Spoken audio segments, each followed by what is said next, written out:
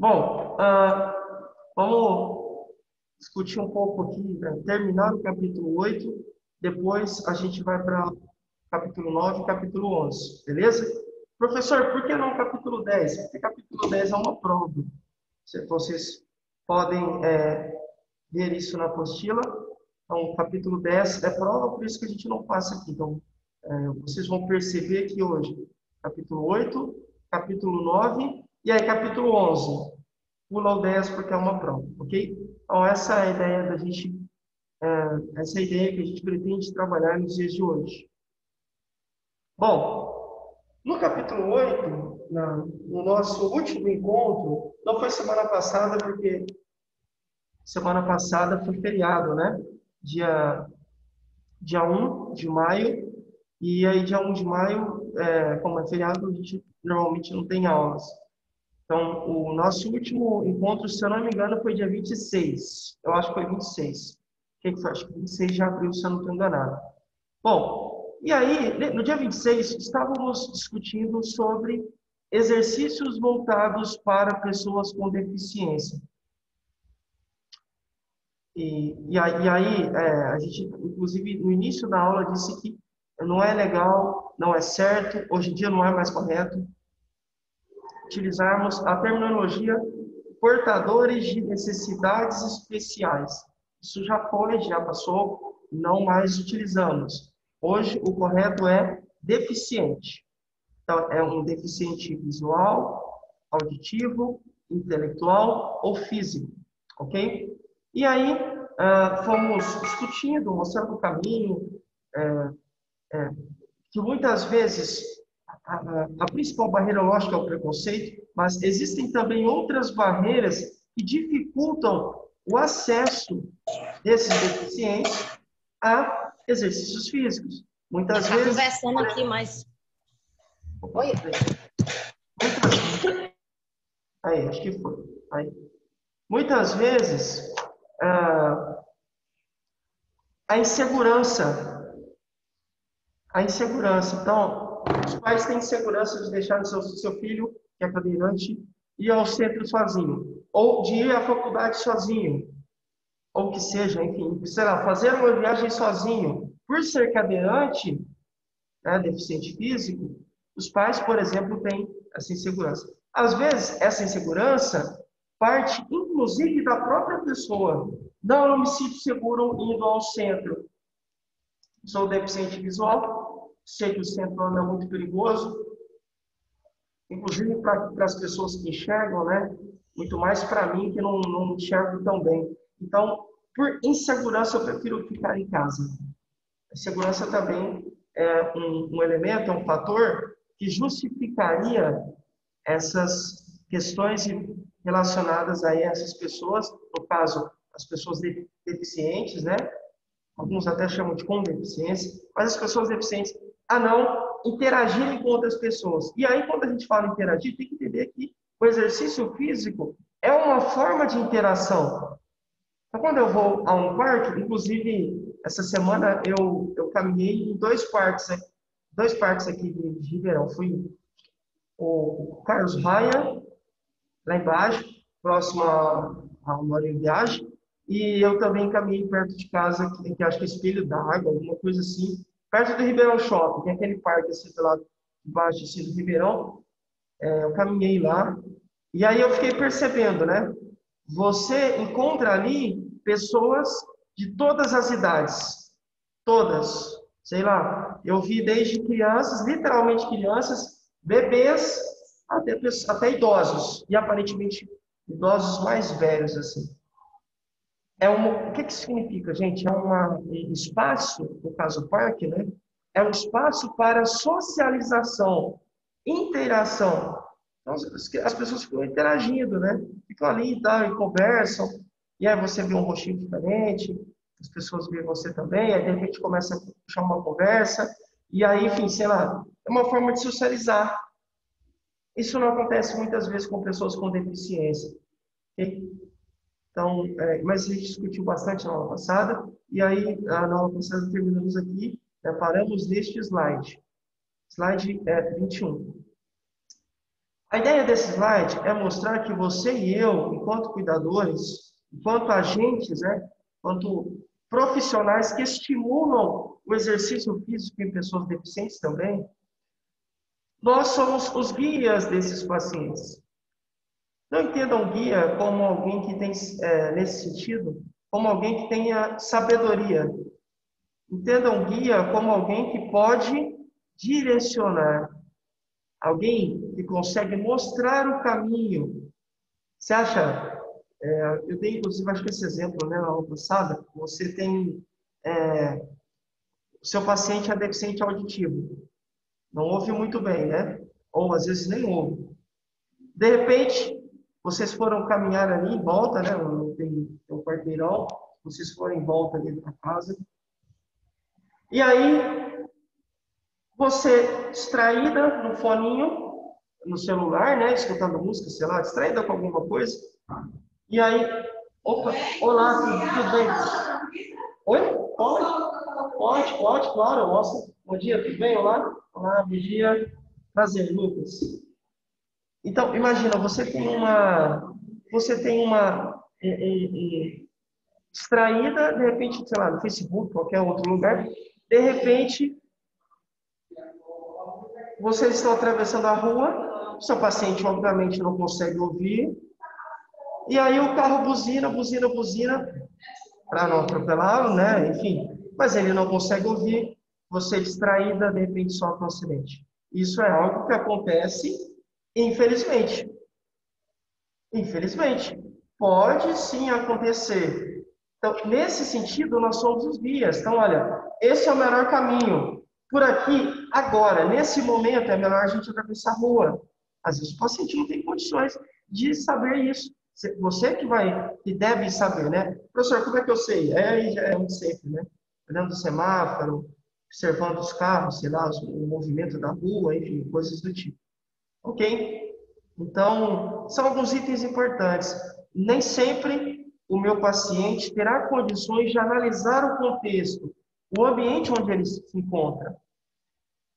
E aí, às vezes, né, a vida dele fica ali, não fica tão legal, a qualidade de vida não anda tão bem, então, né, tem tanto bem-estar, e aí a gente consegue ajudá-la por meio dessa direção. Então, nós somos guias nesses sentidos, tá? Exatamente. Então, o meu paciente não enxerga muito bem. Bom, então eu seria os olhos dele. Não ouve muito bem. Não tem problema. Eu uso por ele. Meu paciente, professor, ele é deficiente intelectual. Portanto, ele não consegue interpretar muito bem as informações. Ele tem dificuldade. Então, assim, ele tem 35, mas o desenvolvimento neurológico dele é como se ele tivesse, sei lá, 7 anos. Não tem problema, você interpreta por ele, você vai ajudando, colocando palavras, né, orientações, de um jeito que ele entenda. Percebem? Então, somos os guias nesse sentido, ok? Não que sejamos sábios ou, sei lá, gurus, essa não é a ideia, beleza? Bom, eles não podem ficar sem exercício, tendo ou não deficiência, isso é uma questão lógica, né? Se tem deficiência, como a gente viu durante toda essa aula, se tem deficiência, precisa de atividade física. Não tem deficiência, precisa de atividade física. Independentemente da idade, independentemente da condição financeira, do gênero, sei lá, da religião ou de qualquer outra coisa que alguém possa utilizar como desculpa, ok? Todos precisam, todos mesmo, sem exceção. Seguindo. Bom, se o paciente, por exemplo, tiver ficado cego por conta de complicações do diabetes, isso acontece, chama-se retinopatia diabética.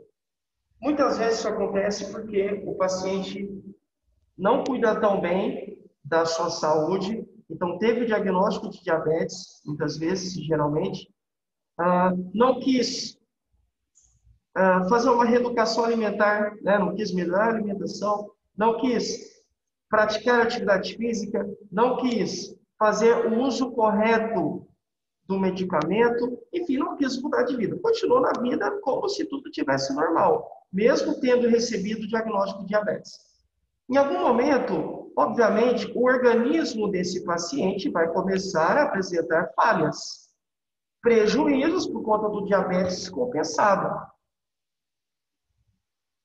Uma dessas complicações, desses prejuízos que o diabetes causa, é justamente a retinopatia diabética. Então, o paciente fica cego, porque o excesso de glicose, entre aspas, o açúcar, né, no sangue, compromete os vasos dos olhos, enfim, tem toda uma explicação, mas basicamente o paciente perde, literalmente perde mesmo, fica cego, perde a visão por causa de uma complicação do diabetes. Normalmente associada a pacientes que não se cuidam, ou que acharam que era uma doença boba, que isso aí era tudo conversa de médico. Alguns ainda têm esse preconceito, tá? Parece um pouco estranho dizer isso, mas muitos ainda têm preconceito com hipertensão, com diabetes, enfim, com outras questões aí. Bom, o paciente via, de repente teve diagnóstico, diabetes, não se cuidou, ficou cego. Obviamente é um deficiente visual. Ok? Lembra? Não necessariamente o paciente deficiente já nasce com a deficiência. Se torna, muitas vezes se torna. Nesse caso aqui, se tornou cego. Não nasceu assim, enxergava, inclusive tinha filhos, sei lá, e aí ficou cego. Quando isso acontece, esse tipo de paciente que, por exemplo, enxergava e não mais enxerga, requer mais atenção, muito mais atenção, empatia e paciência. Por quê, professor? Porque eles têm um tempo de adaptação frente à deficiência muito extenso. Então, assim, imagina, você via o rosto do seu esposo, sei lá, da sua esposa, do seu filho, enfim, da sua avó, viu o cachorrinho, o seu carro, sua moto. Você enxergou, você viu, você sabe o que é. Agora você não pode mais ver. É difícil, né? Esse processo de adaptação para tentar tocar a vida, muitas vezes demora, se estende. E aí a gente precisa ter muita empatia com esse paciente. Obviamente, se foi a falta de cuidados que o levou a estar assim, ficou cego porque não se cuidava. Tem que se cuidar. Então, o meu papel enquanto cuidador é, por um lado, prestar os cuidados, né, relacionados à atual situação do paciente. Então, está cego, preciso cuidar dele, de fato, como cego, né? Mas não posso deixar o diabetes de lado. Porque senão o diabetes continuará causando complicações desse paciente. Então, os olhos foram as primeiras complicações. Tem outras vindo aí e vindo rapidamente. Então, assim, eu cuido dessa questão da deficiência visual, mas eu também preciso colocar atividade física. Preciso estimular o paciente a comer, levá-lo a se alimentar de forma mais adequada, levá-lo, sempre estimular, sempre promover o uso adequado dos medicamentos, a consulta regular no médico e por aí vai. Essa é a ideia desse slide. Então, puxa, infelizmente tornou-se deficiente visual, mas já era, né? Não adianta mais chorar o leite derramado. Já foi, não tem mais volta, vamos fazer de tudo para que você não tenha outras complicações. Essa é a ideia. Professor, quais outras complicações essa pessoa diabética poderia ter? Por exemplo, o pé diabético. Vocês provavelmente conhecem alguém ou já ouviram falar sobre pessoas diabéticas que precisaram amputar, né, sei lá, dedos, né, dos pés, o pé, às vezes até mesmo uma boa parte das pernas e por aí vai. Tá? Então essas são mais um exemplo, né, de uma complicação. Aí tem outras, né, problema de circulação, enfim, outras aí, mas não vem ao caso, tá bom? Bom, meu paciente tem interesse por esporte. É deficiente físico e tem interesse por esporte. Existem algumas associações de atletas cegos e surdos. essas associações, eu brinco assim, assim, hoje em dia, em muitas coisas, a gente erra porque quer. Professor, Bolon, você está falando isso por quê? Porque é, na maioria das coisas que a gente vive, gente, que a gente tem contato no dia, seja no trabalho, seja na escola, até mesmo na vida pessoal, sei lá, na vida matrimonial, né, que você é casada, casado, enfim. Hoje em dia, nós temos acesso a muitas informações. Então, vou dar um exemplo, casamento, tá casado. Se você for para o YouTube, você tem uma lista de muitos, incontáveis vídeos falando de como ter um casamento bom. Como é que eu cuido da parte financeira do meu casamento? Como é que eu cuido da parte física? Como é que eu me torno mais romântico? Falo que eu estava vendo isso essa semana, né? Algo assim nessa linha, essa semana ainda. Há 2 ou 3 dias atrás. Se for para a prática profissional, professor, olha, eu já me formei, esqueci que é Alzheimer. Tenho as apostilas, recorri às apostilas, mas eu queria ouvir alguma coisa. Não estou mais na escola, não consigo perguntar para o professor. Cara, tem YouTube. Tem YouTube. O YouTube ajuda você. Tem artigos na internet para que você possa ler. Então, hoje em dia, parece um pouco radical, mas é uma brincadeira, né? Mas é só quem quer. E muitas coisas, né? Porque você tem já pessoas que mostram o caminho por onde não caminhar. Olha, no casamento, não seja egoísta. Não gaste mais do que você ganha. Não deixe de fazer viagens. Não deixe de sair com seu cônjuge. Não, e aí você tem, olha, não é por aqui, não é por aqui, não é por aqui. Faça uma poupança. Cuide dos filhos. E aí você começa. Então você tem uma direção. Você tem um norte, é bem melhor do que você ficar dando cabeçada. Você não precisa quebrar a cara, né? Assim, ficar toda ferrada financeiramente falando, para descobrir que isso não é bom no casamento. Não, muitas pessoas já falam isso, ó. Então é só você seguir a dica delas, as dicas. E essa aqui é a mesma lógica dessas associações.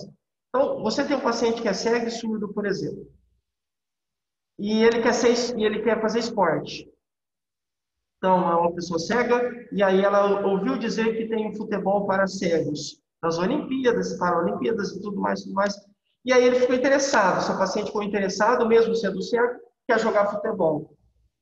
Existem essas associações voltadas, por exemplo, para cegos e surdos, que mostram o caminho. Olha, Antônia, faça isso e isso com o seu paciente. Caminhe por aqui, por aqui, por aqui. Olha, tem essa organização aqui que vai ajudar, que vai orientar você. Olha, treina desse jeito. Entendem? Essas associações vão mostrando o caminho, nos dando uma direção, mostrando por onde caminhar. E aí é bem melhor, né? Você não tem que quebrar a cara, né? Você consegue ser mais assertiva, porque essas pessoas, essas associações, já mostram o caminho para a gente. Você não tem que tentar adivinhar. Não, não, não. É só seguir o passo a passo, as orientações, porque essas associações têm experiência. São anos, décadas, trabalhando com esse público, por exemplo, os cegos e os surdos. Beleza? Então, essa é a ideia aqui. Lógico, estando adaptados, né, existem muitos exercícios que podem ser oferecidos para pessoas com deficiência, independentemente da deficiência. Aqui tem uma lista, eu trouxe, não sei, uns 8, eu acho, alguma coisa assim, uma lista mostrando coisas que você pode fazer com o seu paciente, tá? Sempre com orientação, sempre com orientação. Como a gente fala, né? Orientação, a autorização, mas orientação. Então, o médico autoriza e o médico, ou no caso o médico, ou que seja o educador físico, o fisioterapeuta, dá as orientações. O audiólogo ou qualquer outro profissional que você vai lidar em cuidado. Beleza? Então, alguém autoriza, alguém orienta. Alguém autoriza, alguém orienta. Você faz o que foi orientado. Bom, existem então aqui algumas ideias, existem alguns exemplos de exercícios. São eles: a natação. Inclusive, tem um brasileiro que ele é deficiente físico, o cara é fera na piscina. Vocês já viram? Eu esqueci o nome dele, não é Felipe? Eu não sei, ele é recordista, o cara é fera, fera, fera. Medalhista, muito bom mesmo, e é deficiente físico. E é brasileiro também, tá? Então, sim, a natação também é para pessoas com deficiência. Lógico, você precisa de ter profissionais, que sejam especializados, que consigam ajudar e tudo mais, mas sim, é possível. O que mais? Corrida. Existe também corrida para pessoas com deficiência. Com certeza, né? Caminhada. Não gosto. Meu paciente, professor, não gosta de bicicleta. Então, ciclismo não funciona com ele.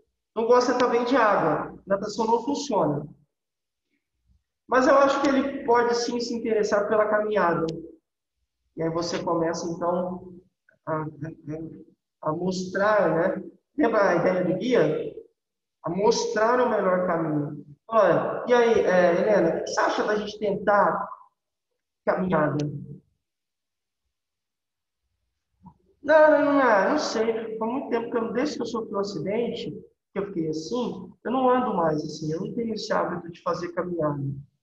E aí você vai estimulando, e aí de repente, o que era uma caminhada simples, que acontecia uma, duas, três vezes por semana, de repente começou a acontecer mais vezes, e aí começou a acontecer todos os dias da semana, e aí o tempo começou a ser maior, então ficava 10 minutinhos, agora já fica 20, todos os dias da semana. De repente pula para 30, para 40, para 50, para uma hora, e aí, olha, não, só caminhada não dá mais. Eu quero corrida. E aí já evolui para corrida. Enfim, percebem? Aos poucos, vamos mostrando o caminho. Essa é a ideia. Mais exemplos. Musculação, da hora, né? Às vezes as pessoas se esquecem, né, que essa turma também pode fazer musculação, e eu acho isso muito legal. Muito bacana mesmo. Então tá aqui, ó, musculação, tá? O que mais? Futebol, basquete, enfim, esportes coletivos. Como é a ideia do, aqui, ó, lembra do primeiro slide? Deixa eu, opa, peraí, deixa eu só, aí, quero mostrar aqui para vocês como é que, não tá dando aqui, deixa eu fazer aí, ótimo, aqui, ó, vejam, é uma criança deficiente física, não tem as pernas. Está jogando basquete, um esporte coletivo. É possível, tá? Legal, né? O que mais? Trekking. O que é isso? É você seguir um caminho, um percurso a pé. Essa é a ideia. E aí, normalmente um percurso até legal, uma distância boa, tá? Então, vamos para a trilha? E aí a trilha que a turma geralmente faz de bicicleta, ou de moto, ou de qualquer outro, sei lá, um tipo de meio de transporte, vocês realizam essa trilha a pé, sentindo a natureza, por exemplo. Né? Imagine, seu paciente não enxerga mais, tá? Ficou cego. Ou já nasceu assim, tanto faz. Imagina o contato que ele terá com a natureza fazendo uma trilha. Ou vamos pegar uma trilha no meio da floresta, o som dos pássaros, dos animais. Às vezes, e geralmente, o ar fica diferente, né? Fica mais líquido, assim, você sente o cheiro mais gostoso de terra, o cheiro de mato. Que bacana, né? São só experiências que a gente pode proporcionar para esse paciente.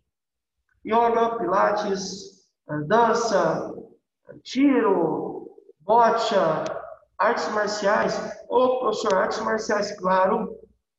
Por um lado, porque isso melhora o condicionamento físico, isso faz bem para o nosso corpo físico, né? Lógico, para o psicológico também, né? Então, faz bem para o nosso corpo como um todo, mas ainda serve também de defesa pessoal. Imaginem aí, então, se o paciente é um cadeirante. De repente, está caminhando, sei lá, em uma rua aí, e aí vem uma pessoa, um ladrão, quer assaltá-lo, mas fala, esse cadeirante aí, não vou nem, eu nem preciso de faca, de revólver, de nada. E como ele é cadeirante, na mão mesmo, eu levo dele. Ixi, vai ser facinho. E aí, quando chega lá para assaltá-lo, leva um couro, né? Porque ele luta artes marciais. Algum tipo de arte marcial. Sei lá, jiu-jitsu, karatê, alguma coisa, boxe, não sei, alguma coisa. Ele luta. E aí o assaltante vai se dar muito mal, né? Então, artes marciais servem também para defesa pessoal.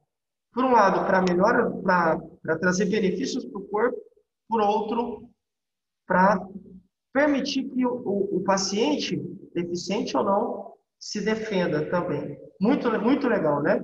E às vezes quebra até ah, alguns preconceitos que a gente tem lá no fundo. Puxa, mas como é que alguém que é porque cadeirante vai fazer arte marcial? Vai aí, tá aí o exemplo aí, né? Muito show, né? Bom, eu deixei aqui alguns vídeos para vocês.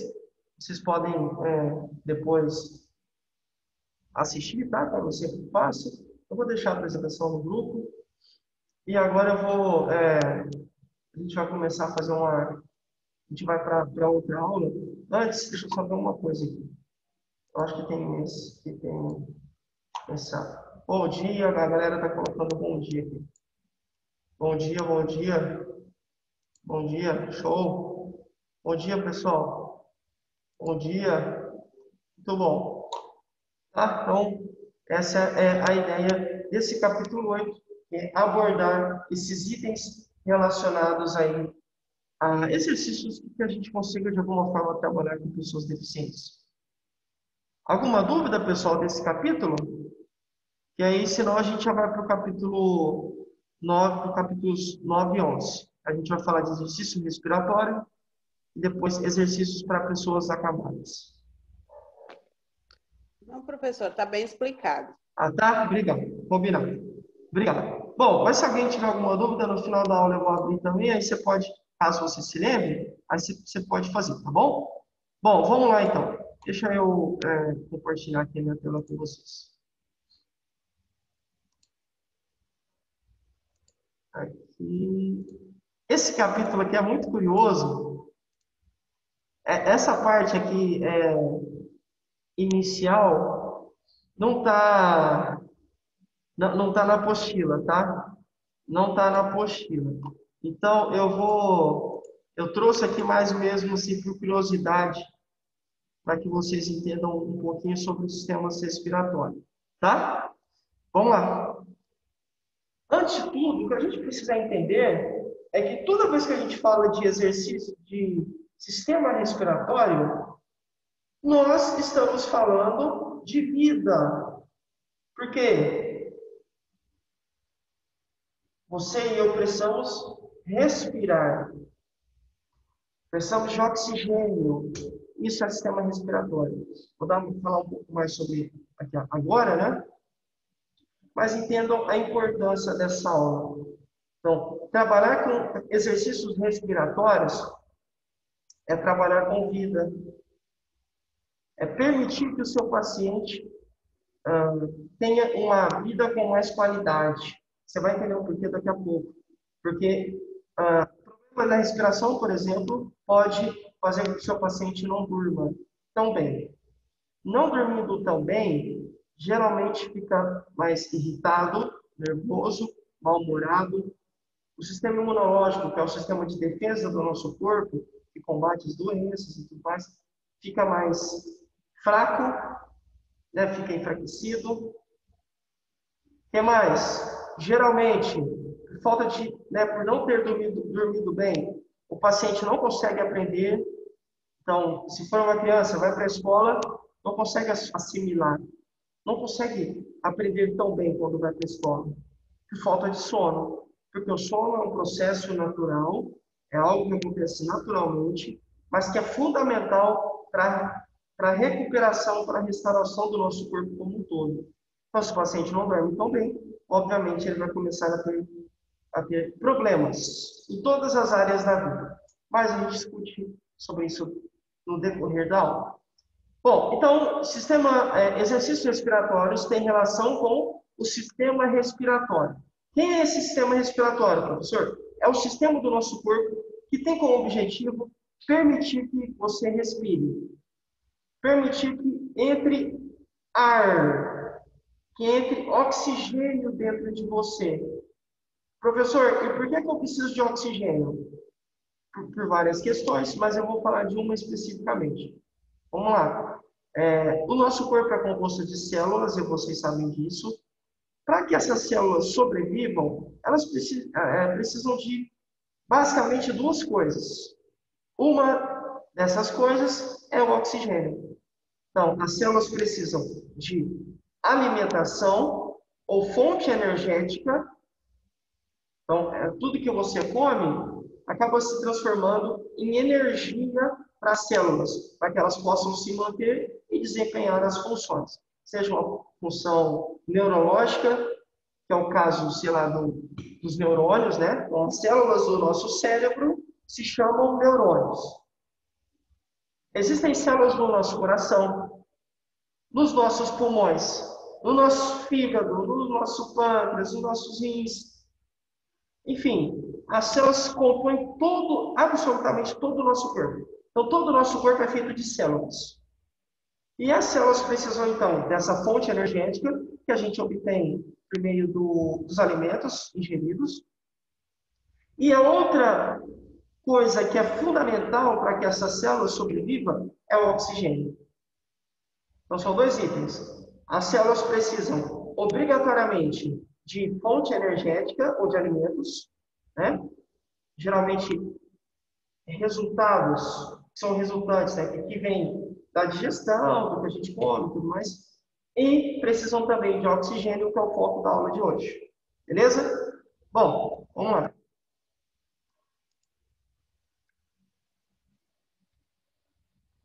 Aqui, na tela de vocês, vocês podem ver uma imagem com dois negócios aqui, ó, na cor vermelha. Sabe o que é a cor vermelha? Ó? O que é isso aqui, professor? Pulmão. Aqui você tem o pulmão direito do paciente e aqui o pulmão esquerdo. Como é que você sabe isso, professor? Porque essa pessoa está de frente para nós, tá? Então, olhem para essa imagem como se fosse uma pessoa que estivesse, sei lá, olhando nos seus olhos. Obviamente, essa parte aqui, esse aqui é o pulmão direito do paciente, esse aqui é o pulmão esquerdo, tá? Aqui você vai ter a traqueia e algumas outras coisas que eu vou mostrar para você agora. É aqui que acontece a mágica. Aqui, quando a gente respira, o oxigênio vem para os pulmões. E aqui, dos pulmões, a gente tem todo o nosso corpo oxigenado. Mas calma que eu vou falar um pouco mais sobre isso com vocês, tá bom? Já vou aproveitar para falar aqui. Tem o nosso coração e, obviamente, o nosso coração fica bombeando, né? Enche de sangue, manda o sangue. Contrai, relaxa, contrai, relaxa, contrai, relaxa. Fica nesse dia todo, fica bombeando. É uma bomba, né? Nosso coração é um músculo, uma bomba que fica bombeando sangue o dia todo. Só que o sangue que sai do coração, presta atenção, pode parecer complexo, mas você vai ver que é tranquilo de entender. O sangue que sai do coração está rico em oxigênio, rico em nutrientes e rico em oxigênio. Lembra que eu falei que as células precisam de energia e de oxigênio? Está aqui, ó, sai do coração. Tudo que elas precisam. Precisam de nutrientes e precisam de oxigênio. Beleza. Então o sangue sai limpo, sai rico em nutrientes, rico em oxigênio e tudo mais.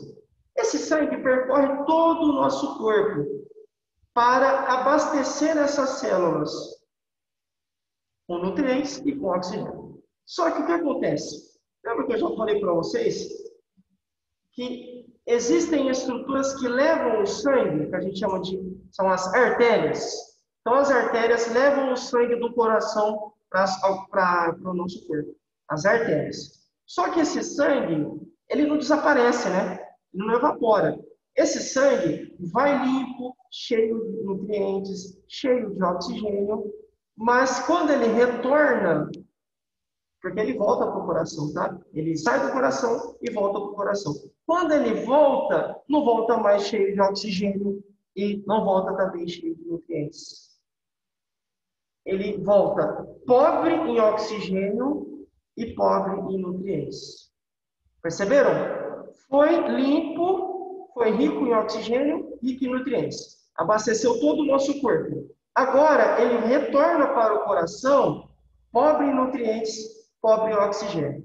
Quando chega no coração, o coração manda esse sangue sujo, entre aspas, manda esse sangue sujo para os pulmões e os pulmões acabam transformando, retirando essa sujeira do sangue, entenda a sujeira como gás carbônico, tá? Então, o sangue, lembra, vai oxigenado, vai cheio de oxigênio e volta cheio de gás carbônico, cheio de restos de células, tudo sujo, sujo mesmo. Quando volta para os pulmões retiram o gás carbônico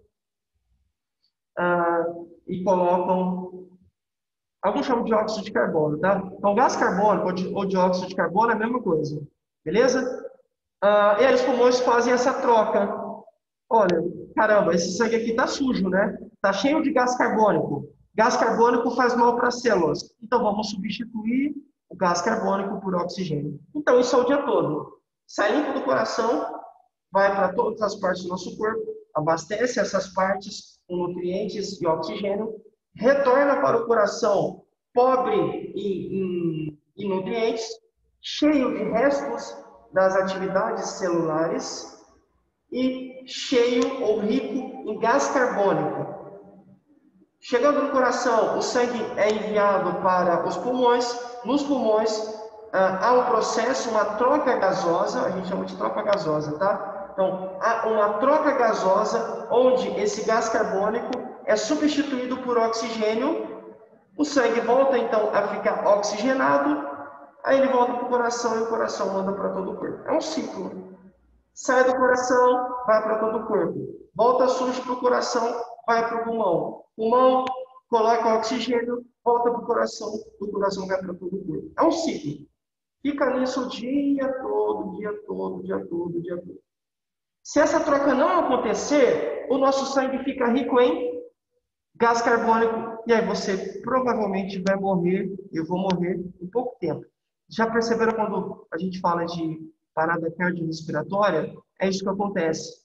Então, os pulmões param de funcionar, o coração para de funcionar. O que é que fica circulando? O que é que fica nos nossos membros? O que é que fica disponível para as células? Só gás carbônico. Porque a troca gasosa, que é tirar gás carbônico e colocar oxigênio, não acontece porque os pulmões estão parados e o coração também. Se a troca não acontece, as células não sobrevivem com gás carbônico. Logo, as células começam a morrer. E as células morrendo, essa pessoa começa a ter prejuízos. E às vezes são até irreparáveis. E aí, em algum momento, vai acabar morrendo. Beleza? Então, essa é a lógica. Essa é a importância de entendermos um pouco sobre o sistema respiratório e de entendermos também a justificativa, os motivos pelos quais é fundamental que o cuidador tenha noções de exercícios respiratórios. Essa é a ideia. Em menos de um minuto o link cai, eu abro um novo e coloco no grupo, tá? Então fica atento lá, por gentileza. A aula não terminou, só vou abrir um novo link e coloco lá. Bom, isso aqui, você vai falar, professor, a gente está falando de sistema respiratório, você colocou uma árvore aí, essa imagem está errada, né? Não está errada, não.